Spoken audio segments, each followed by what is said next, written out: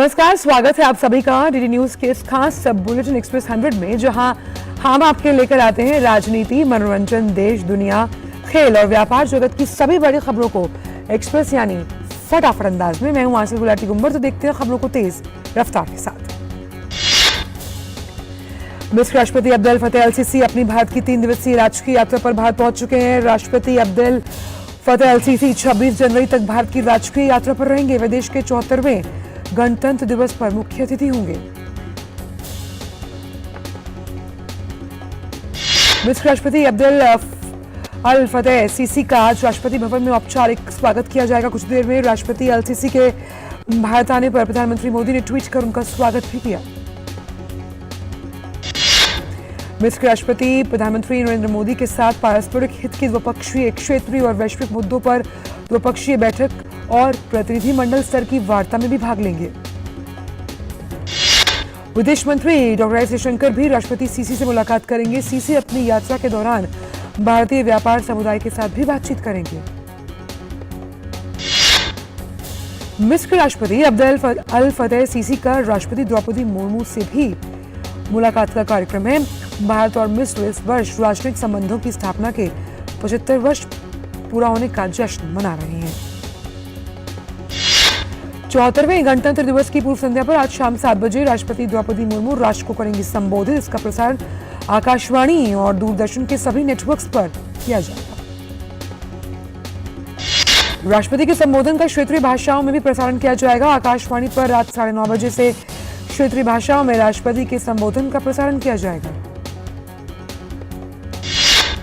आज 13वां राष्ट्रीय मतदाता दिवस मनाया जा रहा है। इस वर्ष की थीम वोटिंग बेमिसाल है, मैं अवश्य वोट देता हूं रखी गई है। राष्ट्रीय मतदाता दिवस पर मुख्य उद्देश्य नागरिकों में चुनावी जागरूकता पैदा करना और उन्हें चुनावी प्रक्रिया में भाग लेने के लिए प्रोत्साहित करना भी। इस अवसर पर राष्ट्रपति निर्वाचन आयोग द्वारा नई दिल्ली में आयोजित किए जा रहे राष्ट्रीय समारोह में मुख्य अतिथि के तौर पर शामिल होंगी। कार्यक्रम के दौरान राष्ट्रपति वर्ष 2022 के राष्ट्रीय पुरस्कार प्रदान करेंगी। मुख्य निर्वाचन आयुक्त राजीव कुमार द्वारा राष्ट्रपति को ECI प्रकाशन electing the first president in illustrated Chronicle of India presidential election की पहली कॉपी भेंट की जाएगी।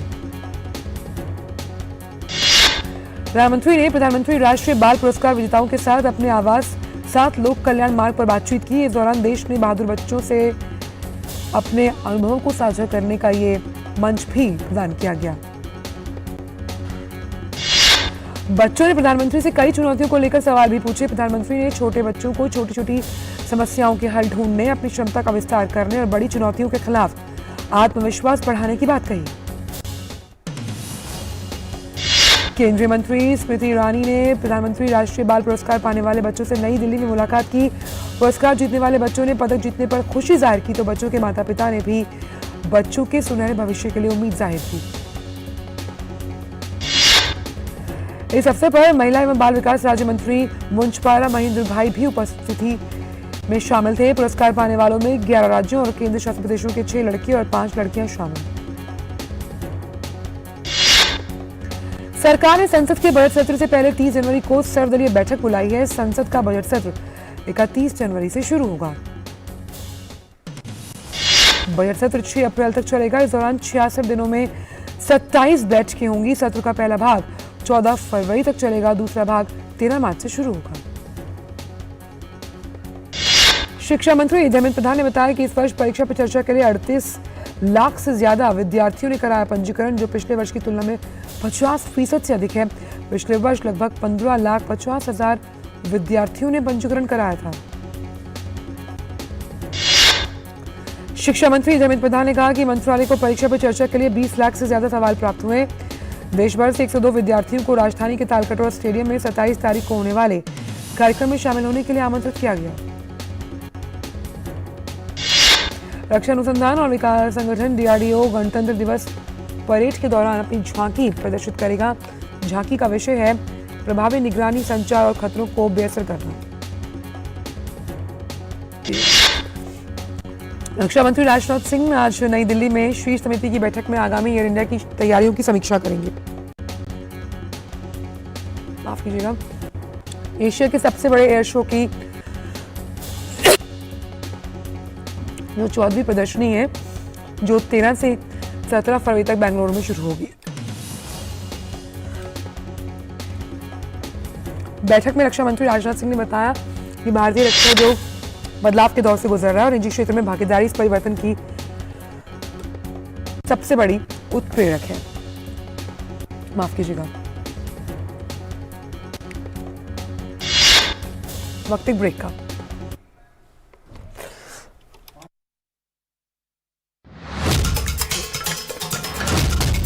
मकसद वो बुलंद लोकतंत्र की आवाज, जज्बा तमाशे का शोर नहीं, जनहित पर हुजूर, मुद्दा जो तय करता हो देश की दिशा, सवाल वही जिनसे जुड़ा हो जन सरोकार। देखिए 5 की पंचायत मेरे साथ सोमवार से शुक्रवार शाम 5 बजे सिर्फ डीडी न्यूज पर।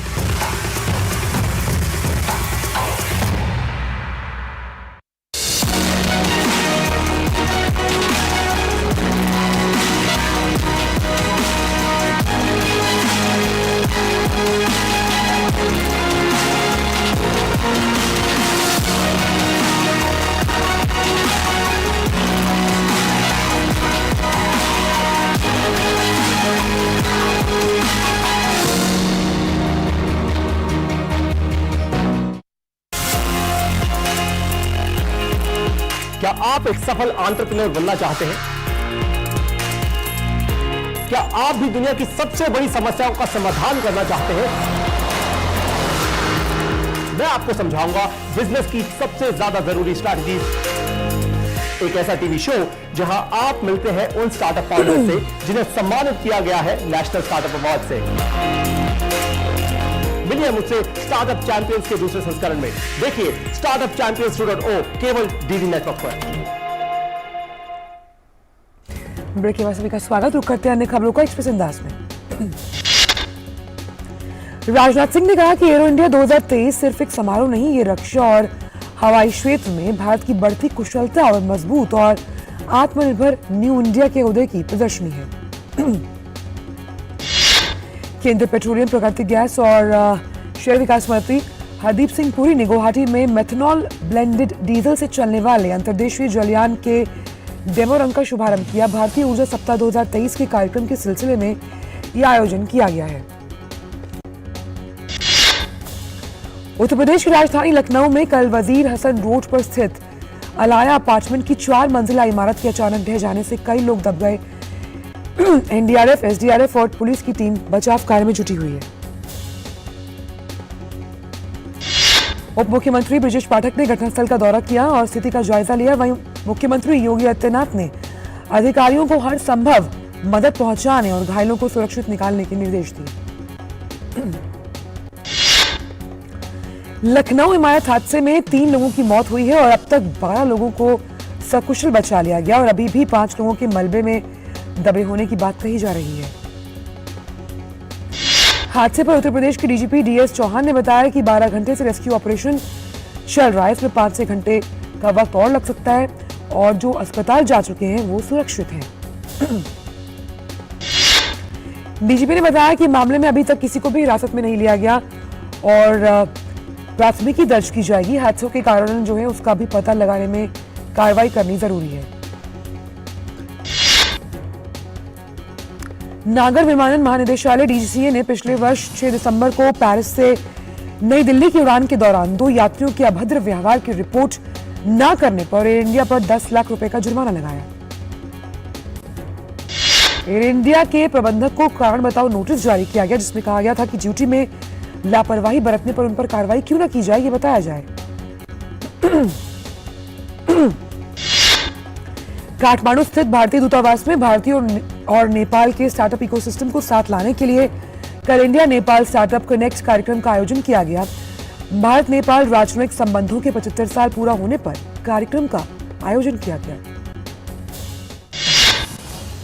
उद्घाटन सत्र को संबोधित करते हुए नेपाल में भारत के राजदूत नवीन श्रीवास्तव ने भारत की G20 देशों की अध्यक्षता और भारत की अध्यक्षता में G20 के फाइनेंस ट्रैक में नेपाल की हिस्सेदारी पर जोर दिया। नई दिल्ली में टेक्नोलॉजी का प्रयोग और निष्पक्ष चुनाव विषय पर आयोजित 2 दिन का अंतर्राष्ट्रीय सम्मेलन कल संपन्न हुआ। निर्वाचन आयुक्त अनूप चंद्र पांडे ने कहा कि तकनीक ने लोकतांत्रिक संस्थानों और निर्वाचन प्रक्रिया को सुरक्षित रखने और मदद करने की एक नई राह खोली है। हिमाचल प्रदेश के मुख्यमंत्री सुखविंदर सिंह सुक्खू ने कल नई दिल्ली में प्रधानमंत्री से मुलाकात की। मुख्यमंत्री बनने के बाद सुखविंदर सिंह सुक्खू की प्रधानमंत्री से पहली मुलाकात है। देश भर की अदालतों में 4 करोड़ 90 लाख लंबित मामलों को बड़ी चुनौती बताते हुए कानून मंत्री ने कहा कि न्याय में देरी अन्याय के बराबर है। इन लंबित मामलों को कम करने के लिए सरकार और न्यायपालिका को मिलकर काम करना होगा। जजों की नियुक्ति के कोलेजियम सिस्टम को लेकर न्यायपालिका और विधायिका में मतभेद को लेकर कानून मंत्री ने कहा कि यह संवेदनशील मामला है जिस पर व्यापक चर्चा की जरूरत है। श्वेता मर्डर केस में आरोपी आफ्ताब पूनावाला के खिलाफ दिल्ली पुलिस ने 6,629 पन्नों की चार्जशीट साकेत कोर्ट में दाखिल की। अदालत ने आरोपी आफ्ताब अमीन पूनावाला की न्यायिक हिरासत को 2 सप्ताह से बढ़ाकर 7 फरवरी कर दिया। ईडी द्वारा दर्ज मनी लॉन्ड्रिंग मामले में गाजियाबाद की एक विशेष पीएमएलए अदालत द्वारा जारी समन को चुनौती देने वाली पत्रकार राणा आयुब की याचिका पर सुप्रीम कोर्ट सुनवाई करेगा। कथित 200 करोड़ रुपए की मनी लॉन्ड्रिंग मामले में नई दिल्ली की पटियाला हाउस कोर्ट दुबई जाने के लिए अभिनेत्री जैकलीन फर्नांडिस की अर्जी पर सुनवाई करेगा। आज राष्ट्रीय पर्यटन दिवस मनाया जा रहा है। भारत अपनी विविधताओं के लिए मशहूर है। भारतीय पर्यटन स्थलों के प्रचार प्रसार के लिए हर साल ये दिवस मनाया जाता है। फास्टैग के माध्यम से इलेक्ट्रॉनिक टोल कलेक्शन में पिछले कुछ वर्षों में लगातार बढ़ोतरी देखी गई।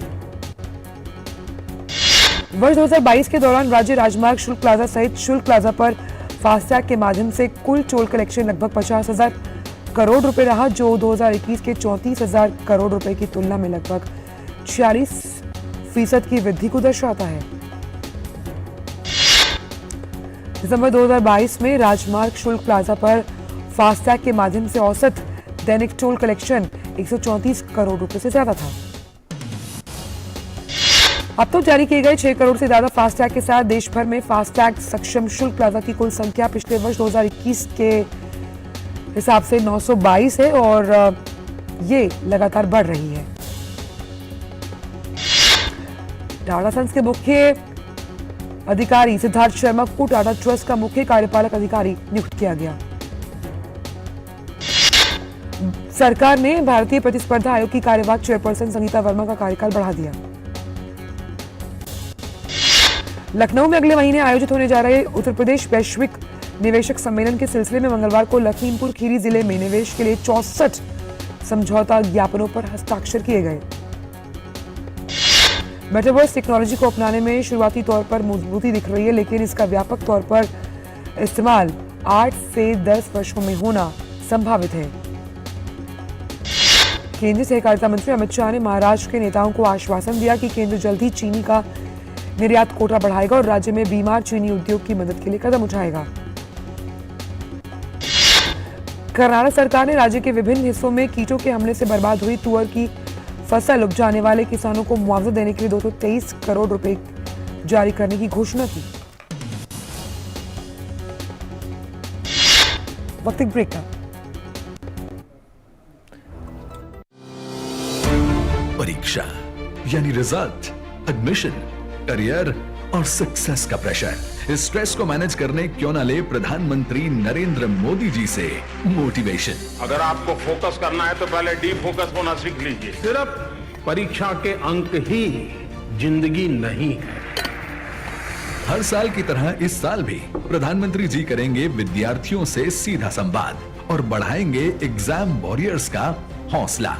परीक्षा पे चर्चा 2023 देखिए डीडी न्यूज और सभी सोशल मीडिया प्लेटफॉर्म्स पर 27 जनवरी सुबह 11 बजे से।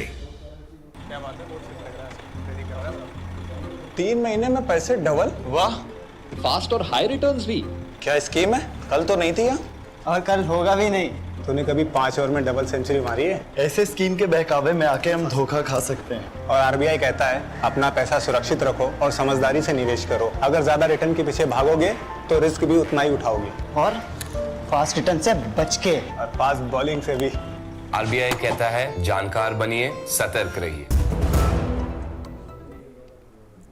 ब्रेक के बाद सभी का स्वागत। रुक करते हैं अन्य खबरों का एक्सप्रेस अंदाज में। सेबी ने रेलिगेयर फिनवेस्ट का धन दूसरी जगह भेजने के मामले में 32 करोड़ रुपए की वसूली के लिए 4 इकाइयों के बैंक और डीमैट खातों को कुर्क करने का आदेश दिया। एमएसपी में बढ़ोतरी और अन्य राज्यों से की गई खरीद के कारण पिछले 8 वर्षों में मात्रा और मूल्य के लिहाज से गेहूं और धान की खरीद में काफी वृद्धि हुई है। बीपीसीएल राजस्थान में 1 गीगावाट की नवीकरणीय ऊर्जा क्षमता को स्थापित करेगी। वित्तीय सेवा विभाग के सचिव विवेक जोशी ने निजी क्षेत्र के बैंक अधिकारियों से मुलाकात कर उनके द्वारा प्रमुख वित्तीय समावेशन और सामाजिक सुरक्षा योजनाओं को लेकर की गई प्रगति की समीक्षा की। दिवाला प्रक्रिया का सामना कर रही जेपी इंफ्राटेक ने कहा, आईसीआईसीआई बैंक को छोड़कर उसके बाकी सभी कर्जदाताओं ने अपने कर्ज राष्ट्रीय परिसंपत्ति पुनर्गठन कंपनी लिमिटेड के सुपुर्द कर दिए हैं। HDFC asset management company limited का शुद्ध लाभ दिसंबर 2022 में समाप्त तिमाही में 3% बढ़ा। टाटा सन्स और सिंगापुर एयरलाइंस के संयुक्त उद्यम विस्तार जारी रहेगा और ऐसी उम्मीद है कि इसके पास 2024 के मध्य तक कुल 70 विमान होंगे। वैश्विक वित्तीय सेवा company American express banking corporation ने अनुराग गुप्ता को भारत में उपाध्यक्ष और वैश्विक कारोबारी नेटवर्क सेवा का प्रमुख नियुक्त किया है। भारतीय एयरटेल 7 सर्कल्स आंध्र प्रदेश, बिहार, हिमाचल प्रदेश, कर्नाटक, उत्तर प्रदेश, उत्तर पूर्व और राजस्थान में अपने न्यूनतम रिचार्ज प्लान की कीमत 99 रुपए से बढ़ाकर 155 रुपए की। ब्लूमबर्ग की बिलियनियर्स इंडेक्स रैंकिंग में बिलियनियर और दुनिया में सबसे अमीर भारतीय गौतम अडानी फिसलकर चौथे नंबर पर आ गए। न्यूजीलैंड में लेबर पार्टी के नेता क्रिस हिपकिंस ने न्यूजीलैंड के प्रधानमंत्री के रूप में शपथ ली। जेसिंडा आर्डन ने पिछले हफ्ते इस्तीफा देने की घोषणा की, जिसके बाद हिपकिंस न्यूजीलैंड के नए प्रधानमंत्री बने। लेबर पार्टी ने रविवार को 44 साल के हिपकिंस को पार्टी का नेता और देश का नेतृत्व करने के लिए चुना था। हिपकिंस आर्डन के कैबिनेट में मंत्री थे और उन्होंने कोविड-19 में बहुत अहम भूमिका निभाई थी। संयुक्त राष्ट्र महासचिव एंटोनियो गुतेरेस ने अफगानिस्तान में तालिबान से लड़कियों की माध्यमिक और उच्च शिक्षा तक पहुंच पर प्रतिबंध को हटाने का आह्वान किया। शिक्षा को मौलिक अधिकार बताते हुए गुतेरेस ने कहा कि ये सभी देशों के लिए सुनिश्चित करने का समय है कि सभी के लिए समावेशी शिक्षण वातावरण जो है इसे विकसित करने के लिए वास्तविक कदम उठाए जाएं। गुतेरेस ने ट्वीट किया और कहा कि अब सभी भेदभावपूर्ण कानूनों और प्रथाओं को समाप्त करने का समय है जो शिक्षा तक पहुंच में बाधा डालते हैं। अमेरिकी न्याय विभाग ने कल ऑनलाइन विज्ञापन बाजार के प्रभुत्व के लिए गूगल पर मुकदमा दायर किया। फेडरल एंटीट्रस्ट सूट ने गूगल पर अवैध रूप से एक अधिकार बनाए रखने का आरोप लगाया, जिसने विज्ञापन तकनीक उद्योग में वैध प्रतिस्पर्धा को दूषित कर दिया। पेरू के राष्ट्रपति डीना बोलुआर्ट ने सूचित किया कि सड़क अवरोध और सुरक्षा बलों के साथ संघर्ष से 40 से अधिक लोगों की मौत हुई और 1300 मिलियन अमेरिकी डॉलर से अधिक का नुकसान। अमेरिकी विदेश विभाग के प्रवक्ता ने एक प्रेस ब्रीफिंग में कहा कि फिनलैंड और स्वीडन गठबंधन में शामिल होने के लिए तैयार। स्वीडन और फिनलैंड को नाटो को सदस्य बनने के लिए अभी करना पड़ेगा और इंतजार। तुर्की ने नॉर्डिक देशों के साथ स्वीडन और फिनलैंड के नाटो सदस्यता आवेदन वार्ता को अनिश्चितकाल के लिए स्थगित किया। तुर्की के राष्ट्रपति ने स्वीडन को चेतावनी देते हुए कहा कि स्वीडन को नाटो की सदस्यता के लिए तुर्की के समर्थन की उम्मीद नहीं करनी चाहिए। इजरायल के प्रधानमंत्री ने शाह अब्दुल्ला द्वितीय से मिलने के लिए वो जॉर्डन की यात्रा पर हैं। दोनों नेताओं ने यरूशलेम में अल अक्सा मस्जिद की स्थिति को लेकर चर्चा की। जॉर्डन के शाही दरबार ने कहा कि शाह अब्दुल्ला द्वितीय ने इजराइल से पवित्र स्थल में यथास्थिति का सम्मान करने और इसका उल्लंघन नहीं करने का आग्रह किया। जर्मन चांसलर ओलाफ शोल्स ने महीनों की बहस के बाद यूक्रेन में लेपर्ड युद्धक टैंक भेजने का फैसला किया। यूक्रेन के राष्ट्रपति जेलेंस्की ने युद्ध के मैदान पर यूक्रेनी स्थिति को मजबूत करने के लिए टैंकों के लिए बार-बार अनुरोध किया था। न्यूजीलैंड के खिलाफ खेले गए 3 मैचों की एक दिवसीय सीरीज के तीसरे मुकाबले को भारत ने 90 रन से अपने नाम किया। इंदौर में खेले गए इस मैच में भारत ने पहले बल्लेबाजी करते हुए न्यूजीलैंड के सामने जीत के लिए 386 रन का विशाल लक्ष्य रखा और इसका पीछा करने उतरी न्यूजीलैंड की टीम 295 रन पर सिमट गई। तीसरे वनडे में रोहित शर्मा और शुभमन गिल ने पहले विकेट के लिए 212 रन की साझेदारी निभाई। रोहित ने 101 और शुभमन गिल ने 112 रन की पारी खेली। न्यूजीलैंड के खिलाफ वनडे सीरीज को 3-0 से अपने नाम करने के साथ ही भारत वनडे रैंकिंग में पहले स्थान पर। आईसीसी ने 2022 के लिए one day team of the year का ऐलान कर दिया। इस टीम में भारत के मध्यक्रम के बल्लेबाज श्रेयस अय्यर और तेज गेंदबाज मोहम्मद सिराज को जगह मिली। आईसीसी ने साल 2022 के लिए test team of the year की भी घोषणा की। भारत की तरफ से एकमात्र खिलाड़ी के रूप में शामिल ऋषभ पंत को विकेट कीपर चुना गया। आईसीसी द्वारा जारी ताजा महिला टी20 रैंकिंग में भारतीय खिलाड़ियों को फायदा हुआ। कप्तान हरमनप्रीत कौर 3 स्थान की छलांग लगाकर 11वें स्थान पर।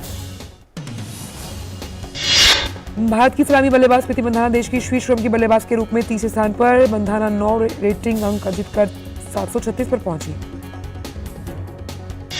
भारतीय शटलर प्रियांशु राजावत ने इंडोनेशिया मास्टर सुपर 500 के मुख्य ड्रॉ में जगह बना ली। प्रियांशु ने पहले मुकाबले में डेनमार्क के विक्टर स्वेंडनसन को 21-10, 13-21, 21-13 से पराजित किया।